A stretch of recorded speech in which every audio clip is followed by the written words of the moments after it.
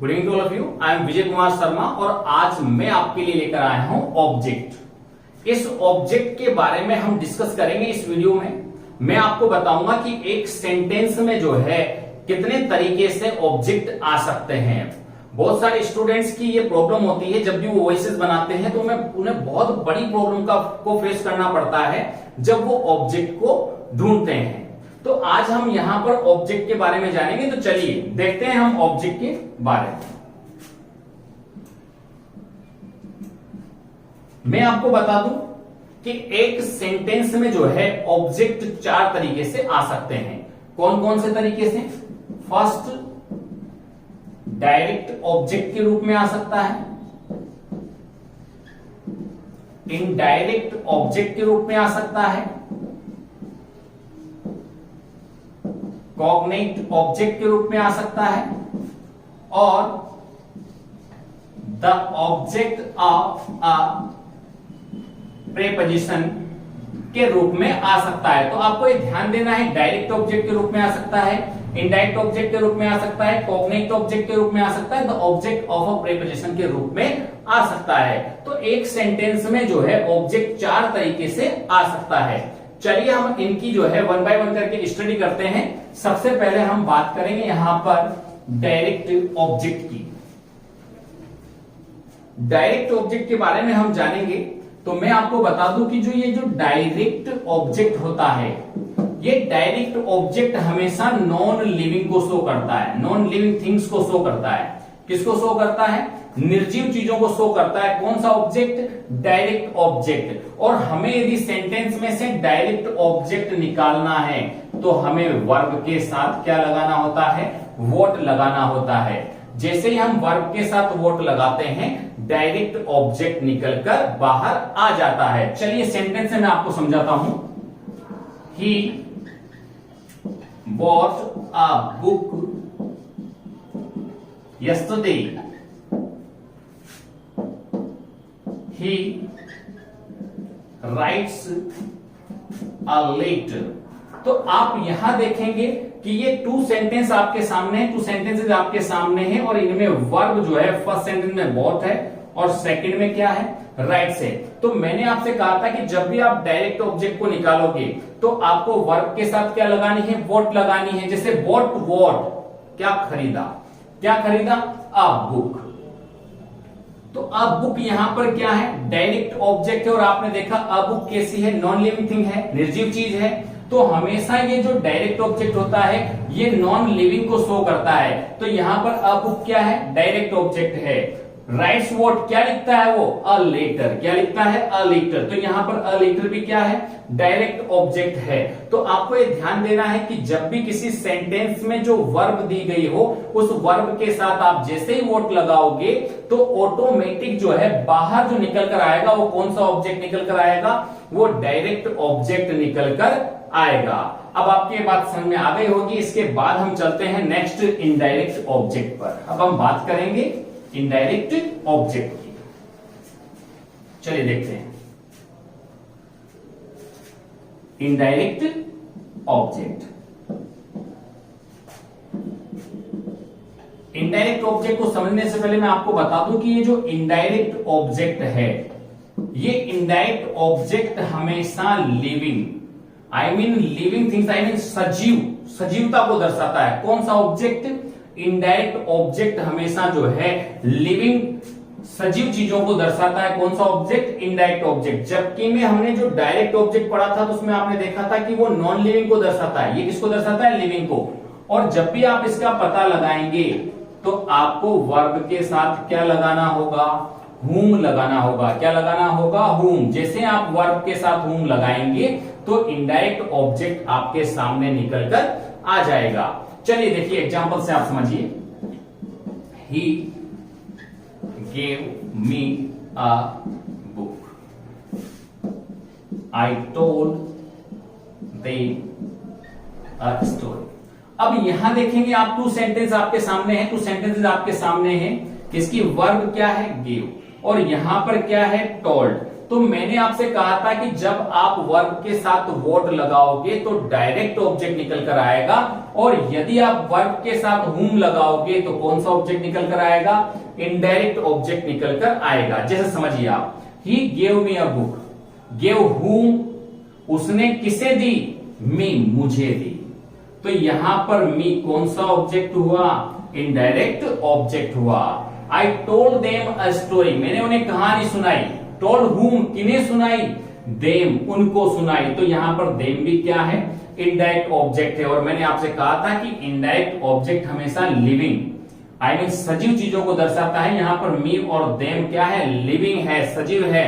तो ऐसी जगह जहां पर लिविंग थिंग्स को शो किया जा रहा हो और उसका whom से रिजल्ट निकल कर आ रहा हो, तो वो कौन सा ऑब्जेक्ट होगा? वो इनडायरेक्ट ऑब्जेक्ट होगा। यहां आपने देखा he gave me a book, उसने मुझे एक किताब दी। गेव whom, किसे दी? मी, मुझे दी। तो यहां पर मी क्या है? इनडायरेक्ट ऑब्जेक्ट है। यदि आप चाहें तो इसमें से डायरेक्ट ऑब्जेक्ट भी निकाल सकते हैं, जैसे व्हाट गेव या गेव व्हाट, क्या दिया? A book. तो अ बुक क्या है? डायरेक्ट ऑब्जेक्ट है। और ये किसको शो कर रहा है? यहां पर नॉन लिविंग को शो कर रहा है, निर्जीव चीज को शो कर रहा है।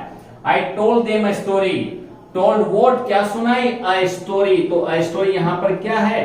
डायरेक्ट ऑब्जेक्ट है। तो आपको ये ध्यान देना है कि यदि वर्ब के साथ आप व्हाट लगाते हो तो डायरेक्ट ऑब्जेक्ट निकल कर आएगा, और यदि वर्ब के साथ आप whom लगाते हो तो इनडायरेक्ट ऑब्जेक्ट निकल कर आएगा। चलिए अब हम बात करेंगे आगे, इसके बाद बात करेंगे हम नेक्स्ट। चलिए हम बात करते हैं, एक डाउट बहुत बड़ी प्रॉब्लम क्रिएट करता है स्टूडेंट्स के सामने, कि जैसे हमने यहां पर पढ़ा कि डायरेक्ट ऑब्जेक्ट क्या होता है और इनडायरेक्ट ऑब्जेक्ट क्या होता है। डायरेक्ट ऑब्जेक्ट का पता हम कैसे लगाते हैं और इनडायरेक्ट ऑब्जेक्ट का पता हम कैसे लगाते हैं, ये सब हमने यहां पर पढ़ लिया है। लेकिन फिर भी आपको ये देखना है कि जैसे मैं कुछ सेंटेंस यहां पर लिखता हूं, the boss so her in town, he invited Rasmi to the party। अब यहां पर आपके सामने टू सेंटेंसेस हैं। अब यहां देखो वर्ब इसमें क्या है? सो, इसमें क्या है? इनवाइटेड। तो आपने देखा कि यहां पर वर्ब में हम यदि whom लगाते हैं तो इनडायरेक्ट ऑब्जेक्ट निकल कर आता है, और यदि what लगाते हैं तो डायरेक्ट ऑब्जेक्ट निकल कर आते हैं। यहां पर बहुत सारे स्टूडेंट्स बहुत बड़ी मिस्टेक करते हैं। वो कैसे करते हैं कि उन्होंने देखा the boss so her in town, boss ने किसे देखा? सो whom, किसे देखा? हर, इसे देखा। तो वो सोचते हैं कि whom से रिलेटेड निकल कर आ रहा है। दूसरी चीज वो देखते हैं कि ये लिविंग है, तो वो इसको क्या मान लेते हैं? इनडायरेक्ट ऑब्जेक्ट मान लेते हैं। लेकिन मैं आपको बता दूं कि ये बिल्कुल गलत होगा। आपको डायरेक्ट और इनडायरेक्ट ऑब्जेक्ट का पता वहीं लगाना है जब एक सेंटेंस में डबल ऑब्जेक्ट दिए गए हों। क्या दिए गए हों? डबल ऑब्जेक्ट दिए गए हों, वहां पर आप एक डायरेक्ट और एक इनडायरेक्ट बता सकते हैं। लेकिन यदि सेंटेंस में केवल सिंगल ऑब्जेक्ट दिया गया है तो उसे हम डायरेक्ट ऑब्जेक्ट मानते हैं, चाहे वो लिविंग हो चाहे वो नॉन लिविंग हो। जैसे यहां देखो, he invited Rashmi to the party. Invited हूं, किसे इनवाइट किया? रश्मि को। तो यहां पर इस पूरे सेंटेंस में केवल एक ही ऑब्जेक्ट है, और यदि सिंगल ऑब्जेक्ट है तो उसे हम क्या मानते हैं? डायरेक्ट ऑब्जेक्ट मानते हैं, चाहे वो लिविंग हो चाहे नॉन लिविंग हो, इट डजंट मैटर। हम हमेशा जो है उसे कौन सा ऑब्जेक्ट मानते हैं? डायरेक्ट ऑब्जेक्ट मानते हैं। तो ये बात आपको बहुत ज्यादा आपके माइंड में नोटिस रखनी है, क्योंकि एक्चुअली इस प्रकार के क्वेश्चंस बहुत सारे जगह पर पूछे गए हैं और पूछे जाते हैं। चलिए अब हम चलते हैं नेक्स्ट ऑब्जेक्ट के बारे में हम बात करेंगे। अब हम बात करते हैं कॉग्निट ऑब्जेक्ट के बारे में हम बात करेंगे। तो कॉग्निट ऑब्जेक्ट के बारे में मैं आपको बता दूं कि ये ऐसे ऑब्जेक्ट होते हैं जो वर्ब रिलेटेड ऑब्जेक्ट होते हैं। कुल मिला के वर्ब से मिलते जुलते ऑब्जेक्ट होते हैं, वर्ब की ही शक्ल लिए हुए ऑब्जेक्ट होते हैं। जैसे एग्जांपल से आपके सामने आएगा, they fought a fight, they fought a fight,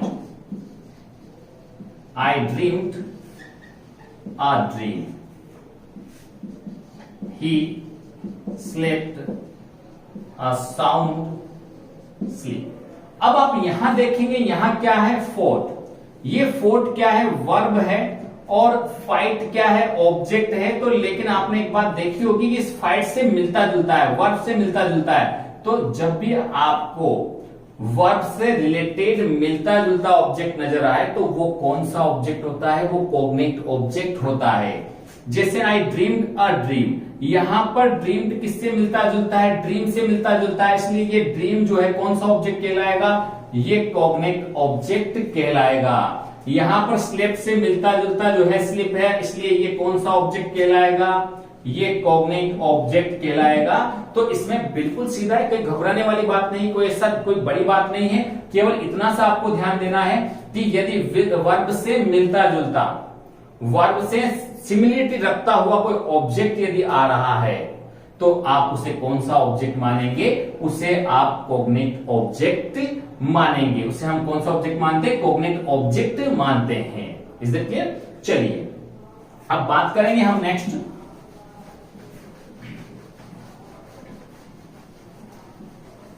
चलिए देखते हैं हम नेक्स्ट,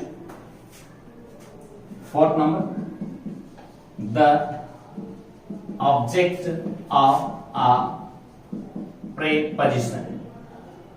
इज इट क्लियर? चलिए देखिए, the object of a preposition, इसमें आप समझेंगे इसमें क्या होता है कि जो नाउन और प्रोनाउन होता है वो जस्ट प्रीपोजिशन के बाद में आता है। तो जहां कहीं भी नाउन या प्रोनाउन जो है प्रीपोजिशन के बाद में आ रहा है तो उसे हम लोग क्या कहते हैं, the object of a preposition कहते हैं। जैसे एग्जांपल समझेंगे आप, the cat was hiding under the chair, he stood in front of us. ये टू सेंटेंसेस आपके सामने हैं। यहां आपने देखा अंदर क्या है, प्रीपोजिशन है, इन फ्रंट ऑफ क्या है, प्रीपोजिशन है। तो मैंने आपसे कहा था कि वो नाउन या प्रोनाउन जो प्रीपोजिशन के बाद में आता है तो उसे हम लोग जो है the object of a preposition कहते हैं। यहां देखो द चेयर, ये जो नाउन है ये किसके बाद में आ रहा है, प्रीपोजिशन के बाद में आ रहा है। यहां देखो अस, ये किसके बाद में आ रहा है, प्रीपोजिशन के बाद में आ रहा है। तो ये क्या कहलाएंगे, ये ऑब्जेक्ट ऑफ अ प्रीपोजिशन कहलाएंगे। तो आपको ये ध्यान देना है कि जब भी आपको the object of a preposition निकालना हो तो ये बात आपके दिमाग में होनी चाहिए कि प्रीपोजिशन के बाद में आने वाले नाउन या प्रोनाउन को हम लोग क्या कहते हैं, ऑब्जेक्ट ऑफ अ प्रीपोजिशन कहते हैं। इस तरीके से आज हमने ऑब्जेक्ट के बारे में जाना है और ये टॉपिक जो है वॉइसेस में बहुत ज्यादा बेनिफिशियल होता है, बहुत ज्यादा इंपॉर्टेंसी रखता है, क्योंकि वहां पर मिस्टेक तभी होती है जब आदमी ऑब्जेक्ट नहीं ढूंढ पाता। इसलिए ऑब्जेक्ट को ढूंढने के लिए ये सबसे बेहतर और सबसे अच्छा तरीका है जो मैंने अभी आपको बताया है। प्लीज आप मेरा जो चैनल है ग्रामर हट से आप लाइक करें, शेयर करें और सब्सक्राइब जरूर करें।